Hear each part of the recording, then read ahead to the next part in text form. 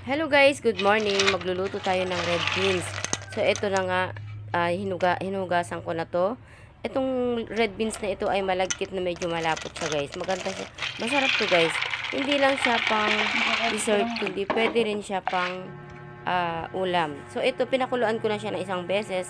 Ilalagay ko ito sa freezer. Pero bago natin ilalagay sa freezer ay palalamigin muna natin siya para hindi masira yung ating freezer guys.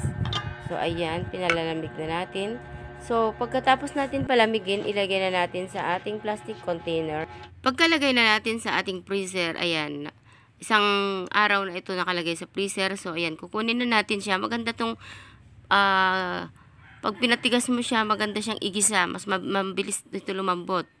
So, ayan guys, kukunin na natin para iluto na natin. So, ito yung aking ihahalo. Dahil wala natin ibang pork ulam, ihahalo na natin ito. Yan, para mas lalo masarap. So, tignan mo, mukha talagang pagod na pagod dahil ang dami nating ginawa, guys. So, ayan, pinapakuluan ko na yung pata.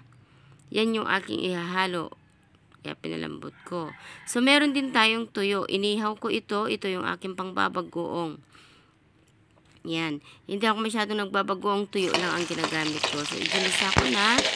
Ayan, guys. Iginisa ko na yung sibuyas, bawang. Pinag-brown ko muna yung bawang. So, lalagyan din natin siya ng chicken.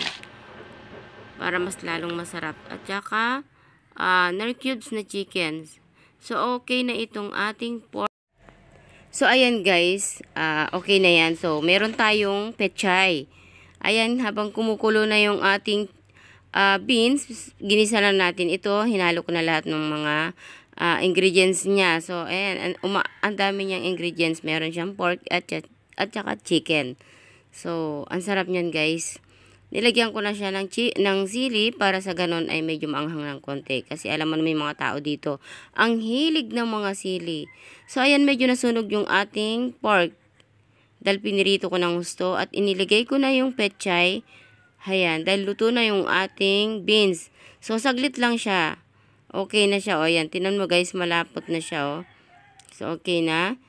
Thank you for watching. Huwag niyo pong kalimutan mag-like, share, and subscribe sa akin channel. So, kakain na tayo guys. Wow guys, ang sarap talaga nito guys. I-try mo guys. Mapapawaw ka talaga sa sarap. Thank you.